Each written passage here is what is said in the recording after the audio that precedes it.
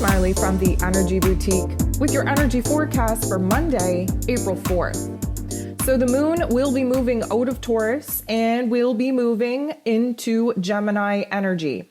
For the majority of the day, the moon will be in Taurus, not going void, of course, until about 10 p.m. Eastern Standard Time, and locking into Gemini energy around 11:05 p.m. again, Eastern Standard Time.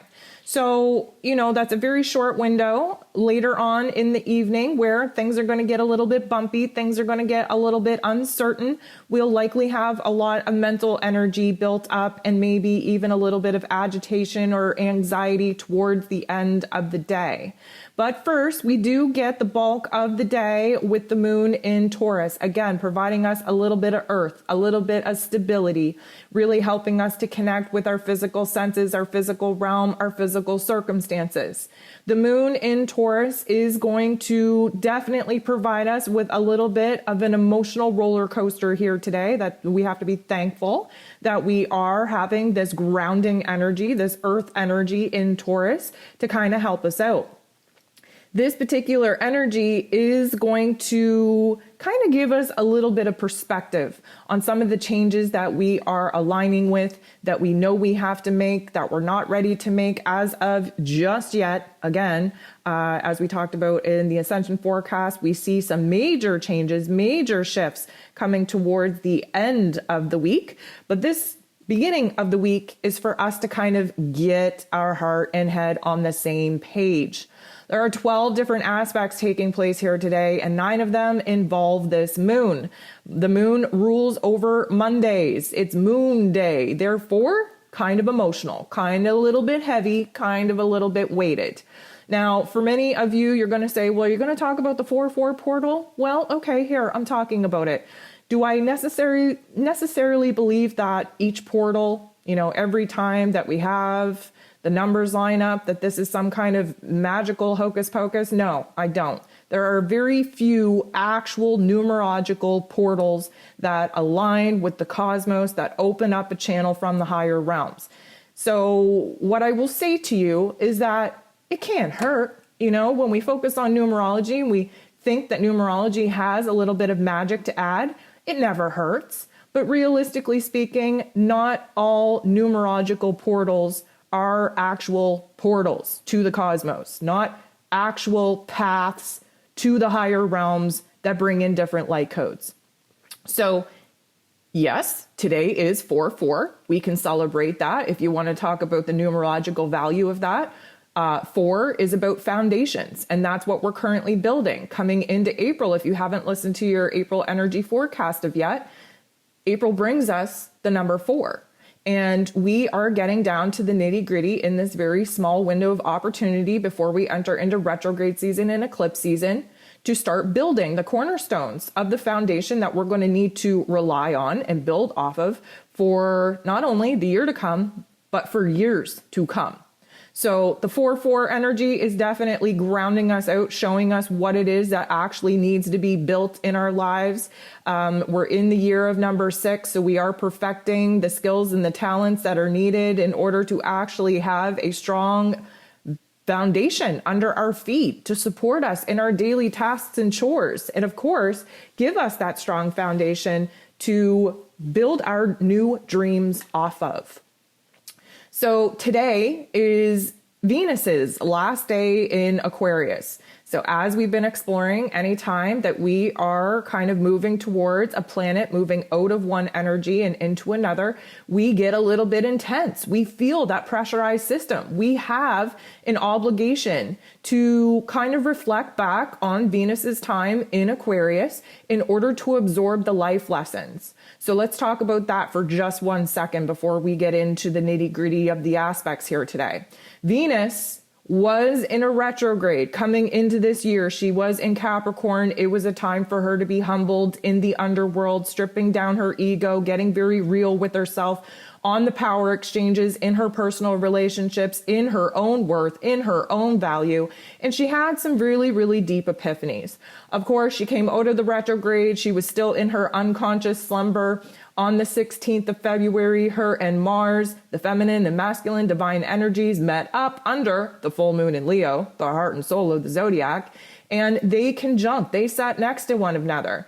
And from that moment, the masculine energy of Mars decided to take Venus's feminine divine energy hand and walk her into March.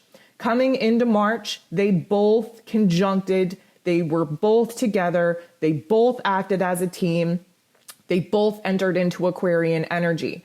The minute that we kind of entered into both Mars and Venus being into Aquarian energy, things got a little bit weird. Why? Well, Aquarian energy is emotionally detached. We are looking for freedom. We're looking for independence. We're looking for liberation. We are definitely a little bit rebellious. We want to kind of be alone. We want to disconnect from our personal relationships in order to gain a better perspective on our own energy, on our own direction. So we came into March, we had Venus and Mars holding hands very tightly, very firmly. They had a perfect aspect with one another, basically kissing in the cosmos for their last time until the chase between Mars and Venus pursues once again throughout the cosmos. They spend eternity chasing each other, meeting up only a couple of times in the year. And what we found was that when Venus and Mars had their conjunction, their last little kiss in the cosmos, Venus woke up. Venus is no longer in the unconscious slumber of her retrograde. She woke up, she was ready to move forward. And she moved forward pretty freaking quick. She started pulling away from Mars, and of course that kind of aggravated and frustrated the masculine energy in the cosmos and within us. Reminder, we're not talking about sex here. We're not talking about men and women. We're talking about the masculine and feminine divine energies that each and every single one of us have within us that we have to work on balancing. And we have masculine and feminine energies in the collective on the greater, grander stage. So this masculine energy got all fired up, got a little bit upset that the feminine divine energy was up to her fullest power, up to her fullest strength. And she chose to walk away from this interaction, from this connection, in order to get peace of mind, in order to get her own heart and head back on the same page again. And yes, that was very frustrating to the masculine Mars energy because, of course, he just wants to push forward in this physical realm and go after what it is that he wants and really fulfill his passion and his desires, and thought that, holding Venus's hand and leading the way would get them to what it is that they wanted for themselves in a lot faster of a fashion. But of course, Venus, the goddess energy, she would rather kind of go with the flow and be receptive. She believes in attracting to her what is hers, whereas Mars believes in going after and being aggressive to go after what it is that he wants and stop at nothing until he actually gets it. So then Venus decided to pull away from Mars, and again, didn't make Mars very happy, but she's off. She's on her own little independent journey. She's dancing to the beat of her own drum. She's, feeling a little bit good about the freedom. She's feeling good about being a little bit emotionally attached so she can act as the observer and kind of see her actions, her emotions, her current circumstances for what they are and not for what she wanted them to be, because that was, previous to her going into the retrograde, kind of delusional on the potential and sticking it out because things are going to get better. Well, now she's got a reality check. So Venus continued to pull away from Mars, bumped into Saturn, the Lord of Karma, who initially gave her the opportunity to lock in a brand new vibration and to basically cut some of the soul contracts that were no longer supporting her and encouraging her to be her best self, cut them out entirely and prepare her for new soul contracts, new soulmates, new twin flames, a new path where she can level up her worth, level up her value, her self-confidence, and actually not have to fight the people in her life for them to see the value that she now sees within herself. That's why we've been having so many relationship dynamics actually change. So now that Venus is in the last day of Aquarian energy, let me just tell you, her transition from Aquarian energy to Piscean energy, we're going from taking it to the highest levels of the intellect, connected to the cosmos, connected to that observer mentality. Now she has to move into the heart space and give the emotion that is needed in order to either totally cut off some people, some elements of her life and grieve that relationship, grieve that connection. B, where she has to be a little bit more empathetic and compassionate to herself, recognizing where it is that maybe she's scared, maybe she has insecurities, doubts of rejection and abandonment, for actually standing up for herself and enforcing boundaries and asking for what it is that she wants for the people that she hopes to stay in her life. And C, she's got a lot of healing to do. That's what the Piscean energy is all about, is bringing things full circle. And we have to feel the bad in order to feel the good. We have to sit in the darkness before we sit in the light. So we're bringing all of this energy down into the heart space, which is going to make us highly emotional in order to kind of sort through and process through all of the things that have happened, especially in our personal relationship dynamics. Let's say, even from the beginning of 2022, even though technically speaking, this particular energy was activated towards the end of November in 2021, when she first entered into Capricorn season prior to her retrograde. So let me just say, yes, we have to go through this Piscean energy with Venus, figuring out her emotional wants, needs, and desires, and, going through the emotional process in order to sort that out and come to a particular point of clarity and confidence that when she enters into Aries energy, she will be ready to cut the cord. She will be bold. She will be brave. She will be courageous to do whatever she has to do to go after what it is that she wants, because new passions and new desires are definitely being activated in her. But right now we are moving out of the observer mentality. We are going to be moving into the emotional process that we got to go through in order to kind of divvy up what we're leaving behind and what we're ready to move into when she moves into Pisces. So I know that was a little bit of a rant, but I just feel like I had to catch you all up to speed, because a lot of people just forget about the big cycles that we're living under here, the big influence of what we're living under here. And Venus, like I said, is the goddess, the feminine divine energy that we all have within us. So this has a huge effect on us in being able to shift out of the highest realms of the intellect and actually move, take that observer, take that, the changes, the transformations, those aha moments that we've been having, take it into the heart space, feel it out. We have to feel it out so that we can heal it out, so that we can prepare to start again. So with that being said, Venus right out of the gate is going to bump into Pluto, the great transformer, right? So Venus at this point bumping into Pluto is going to create an activation in our exterior realms, kind of feeding off of the situation that kind of was a little bit of an activation and a trigger point yesterday with our personal relationships. This is putting us in a position to see a couple of things. First of all, we are seeing the power exchanges in our relationships very freaking clearly. Many of us have been bold and brave enough to actually go ahead and take a step forward, to go ahead and implement and create a boundary in our personal relationships to help support ourselves. And many of us in doing that have realized that the people in our lives might not be so happy about us doing what it is that we got to do for ourselves. And again, may I remind you, I did a rant I think it was last week sometime, that if you go ahead and you ask for what it is that you need from a person in your life that you have a personal relationship with, and they are not willing to meet you where it is that you are requesting to be at in your life, needing support, needing love, needing encouragement, if you are doing what is right for you and you meet resistance in your personal relationships because now you're putting yourself first, you need to let that go, okay? Those people aren't for you.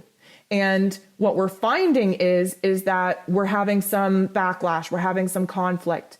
So Venus bumping into Pluto right now is illuminating the power exchange in our personal relationships. If you are meeting someone that is trying desperately to gaslight you, to manipulate you into making you feel bad for implementing changes and putting yourself first, they got to go, okay? If you've gone ahead and you've asked for people to meet you at a new place so that you can do what is right for you, and they're trying their best, but there is still some conflict there. As long as they are making effort to try and understand you, to try and love you, to try and support you through this adjustment period, you need to understand that they are there for you. It might take a little bit of work for everybody to get on the same page, but if you are seeing energy and effort, love and reciprocity in any kind of way from the relationships that you've just asked more of, keep them around. Be patient. But this illumination between Venus and Pluto definitely showing where it is that the power exchanges are alive and well. And from that, you're going to have a lot of realizations on what it is that you need to do. This is Venus's way of saying, you know what, I've been a little bit cray-cray. I've been a little bit off into the other realm. I haven't really been present in the moment. I got to, really take a good look at what's going on here so that I can figure out what I want to do. This is like, we need to get into our power. We need to take control. We need to stand in our authority. We need to do what is right for us. The moon squares Mars, and let me tell you, this is likely going to be a little bit of a tension point. We are going to feel irritable and frustrated. Why? Because Mars wants to take action. He wants to move forward, and technically speaking, we're not ready to move forward yet. We have all this restless kind of antsy energy in us. Mars, of course, would prefer to act, just to take an action, just to make a move, just to take one step forward without thinking about the long-term consequences or repercussions of that. And the moon in Taurus is just so grounded, just so rooted in the present moment that there is going to be this inner conflict that we feel between wanting to act out on our emotions, between wanting to just move forward for the sake of moving forward because we're tired of sitting in this present moment. And this tension is going to have us in an inner conflict between our heart and our head, between our heart and our head and our body, because our body is what actually wants to take that action. We have to remember that Mars is an Aquarian energy, which is the intellectual battlefield.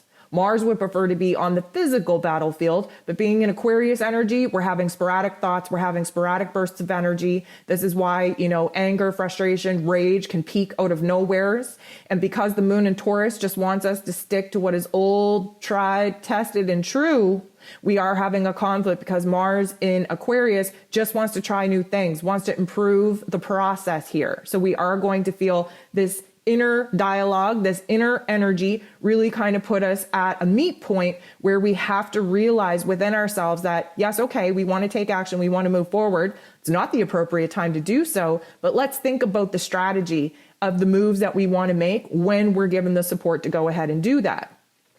The moon goes ahead and sextiles Jupiter. This is a beautiful energy. This is going to help us see where it is that growth is needed, where it is that we do need to move forward, where it is that we do need to improve, where it is that we do need to move out of this present moment long enough to grasp that vision, to grasp that dream that we were working on manifesting, to remind us what it is that we are doing, why this is worth the pain, why this is worth the struggle, why this is worth staying in the present moment, thinking grand, exploring those options first before taking the action in our physical realms. The moon squares Saturn. Again, another tension point, another conflicting point. Saturn is having a big day here. Later on today, we're going to talk about this in a second, but later on today, Mars is going to conjunct sit next to Saturn. Saturn is the lord of karma. He's typically what I would like to call the military father energy of the zodiac. He's all about bossing up. He's all about maturing. He's all about the tough love life lessons. He's all about the roles and responsibilities that we have in life. And because he's in Aquarian energy, he's thinking very futuristically about what it is that we want for ourselves so that we can break down the proper process on what it is that we need to do in the here and now to get rid of some of the roles and responsibilities in our lives that we're no longer in alignment with, that we no longer feel inspired to continue with, and create a space for those new elements to actually be brought into life. But the moon bumping into Saturn in this way, it's a square, it's a tension, it's a conflict. This is going to really put the weight of the world on our heart space, on our shoulders. We are having a negative emotion come up. We're having negative narratives come up. Negative Nancy, Betty the bully coming out, telling us why it's safer to stay where it is that we're at than put us in a situation to make a change and be rejected or be disappointed or see ourselves fail. This is a little bit of a beat down, so to speak, in our emotion, in our spirit, in our mental plane. And like I've been saying, sometimes we need to be broken down in order to prepare for the breakthrough. What we need to do in this kind of quote unquote tough love breakdown moment is realize where it is that the weight, the obligation, the commitment that we've made to certain people, places, tasks, and things are really kind of weighing on us. Those elements that we absolutely dread, that we feel obligated to do, not because we want to, because we feel like we have to, those are the things that need our attention right now and need the most change. So out of this little tension point, although it might not feel very good, we are going to realize what it is that's weighing very heavily on us the most, so that we can address that first and foremost.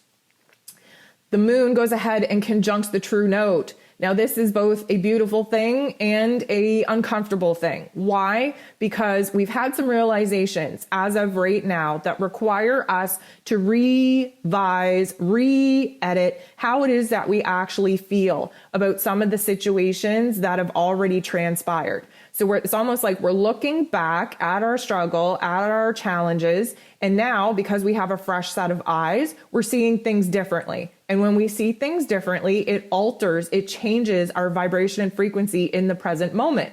And when our vibration changes in the present moment, that puts us in a situation where it may alter the wants, needs, desires, dreams, and visions of the future. The true node is trying to help us get on the path in order to fulfill our soul's mission, our soul's purpose, our soul's destiny. But right now, we have some emotional blockages from past events that are preventing us from truly being in alignment, heart and head and body and soul in this present moment that is required in order for us to be in touch with our higher selves, to gain that vision, to gain that clarity on what it is that we actually feel pulled to pursue.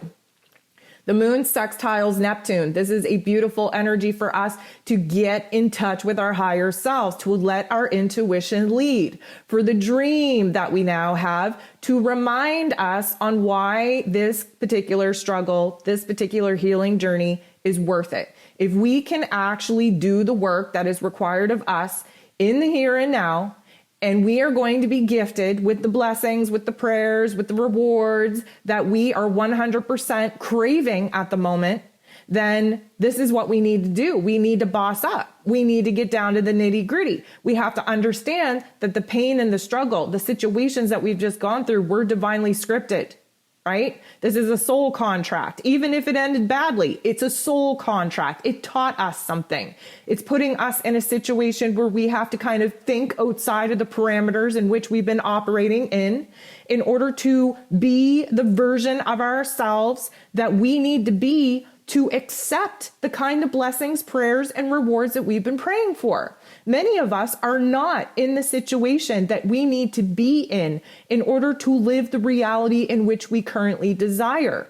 If we were, we would be living it as of right now. So this is like an aha moment coming in from our higher selves on what kind of perspective we need to have, not only about the past events that we need to make sense and kind of have closure with, but we also need to understand that we have some work to do to build up the vibration, the frequency, the qualities and characteristics within ourselves to be in a position to start living the kind of dream and vision that we're looking to manifest in our reality. Mars goes ahead and bumps into Jupiter. This is kind of a big deal. Mars, of course, ruling over our physical energy, our drive, our passion, our desires, even our anger and frustration, if we need to use that as the source, as the fuel, as the inspiration and motivation to make a change and to do things a little bit differently. Jupiter, the planet of growth, the planet of expansion, abundance, blessings, belief. He is in Piscean energy. It's a very spiritual realm to be in. It's a very karmically connected realm to be in. This particular energy is an activation, a realization of our current physical circumstances and what it is that we want to change about it. This pushes us to do what is necessary in order to actually get what we want. Mars, like I said, wants to aggressively pursue in this physical realm to just go after what it is that he's passionate about, what it is that he now currently desires. Jupiter, though, is illuminating for us that everything is on a divine timeline. Everything needs to be in alignment, mind, body, and soul, before we can actually bring to life some of these elements that we're actually truly looking to manifest and bring into our reality. But this particular energy is an epiphany of sorts. It's a realization. It's an alignment. It's an activation within us that actually says, okay, I got to muster up a new courage. I got to muster up a new bravery. I got to put the blinders on. I have to act in accordance to, my higher self, to my heart space. This is like a renewal of our will, of our spirit, of our drive, of our passion. We are 100% gearing up to make a major move. And this particular aspect is giving us, I guess, the spiritual strength, perspective, and understanding that we need in order to be, quote unquote, patient, because Mars hates to be patient enough to act out accordingly, to do this right.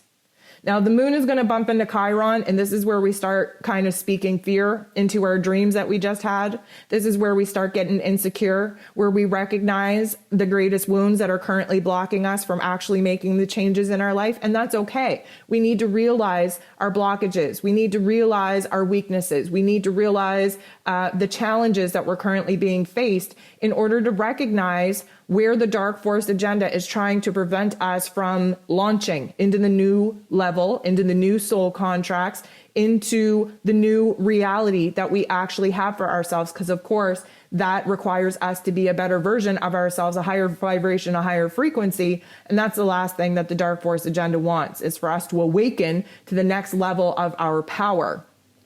The moon goes ahead and trines Pluto. This is a beautiful boss up energy. We've had a psychological epiphany. We've had an emotional aha moment. We have a shift in the way that we're looking at the tough love life lessons that we've just gone through, recognizing where it is that, they could definitely keep us in a state of paralysis and never make any change and just sit here and cry about our circumstances and poor me, I'm the victim, yada, yada, yada.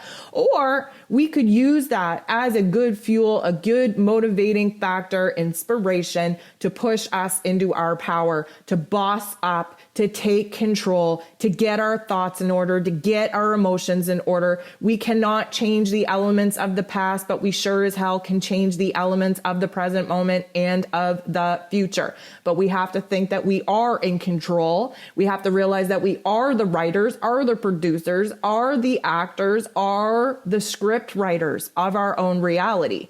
And when we have the shift, we step into our power. We override the old narrative that is keeping us stuck in the pain and the struggle of the darkness. Now, here's where things get interesting. Mars conjuncts Saturn.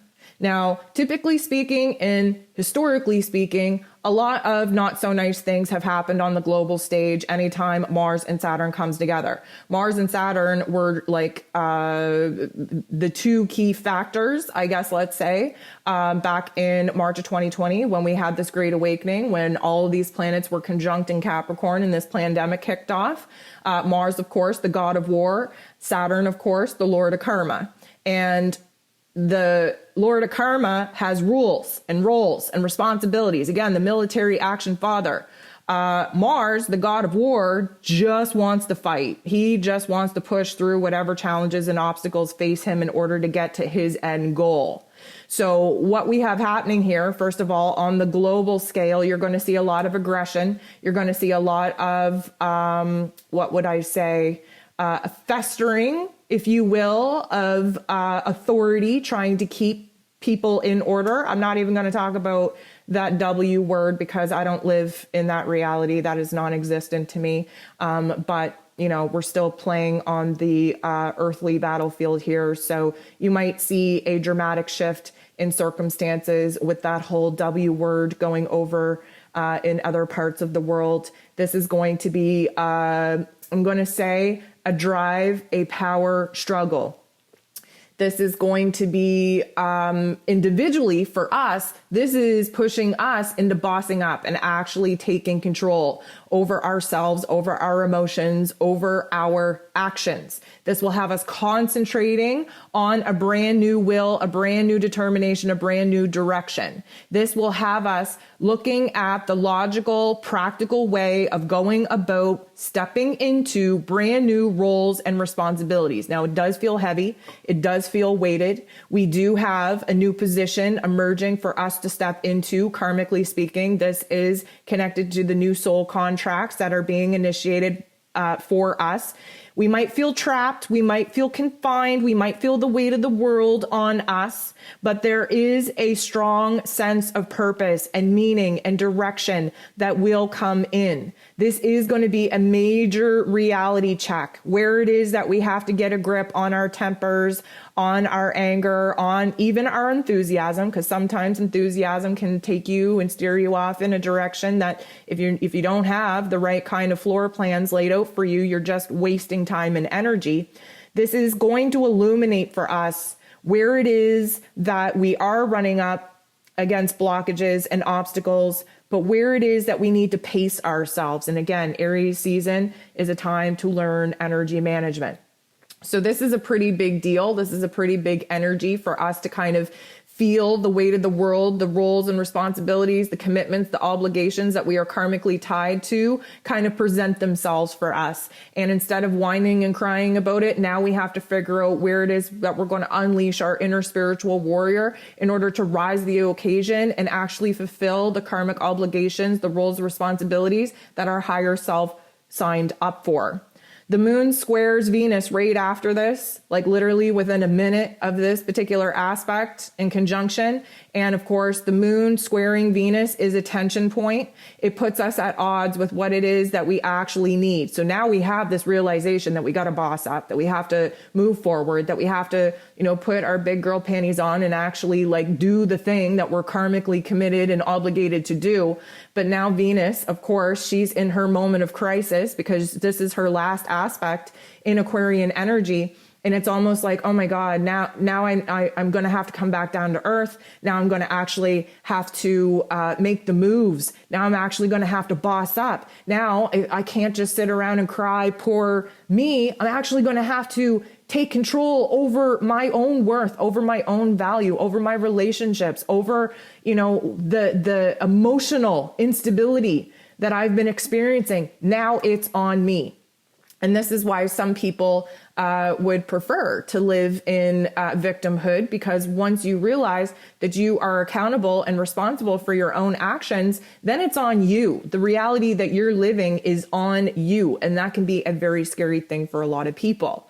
We wrap up the day with the sun and the moon bumping in together in not the nicest way. And of course, this is a full illumination of past self versus future self. And where that leaves us is in the present moment, recognizing what it is that we got to let go of and what it is that we need to embody and embrace in order to be the person we need to be to set off in this brand new mission. This essentially is the moon. This is the very first aspect, mind you, that the moon in Gemini will do right before bed. So we're not as grounded. We are more in our headspace. We are sorting through ideas, perspectives. We are kind of taking stock of this new perspective that we have, this new direction that we now have to take. And of course, the sun in Aries is illuminating for us where it is that we have to start fresh, where it is that we have to pour our energy, our soul into the changes that we have to make in our emotional field, in our mental field, in our physical circumstances in order to actually be in alignment with the new roles and responsibilities, the new mission, the new purpose that we just got awakened to.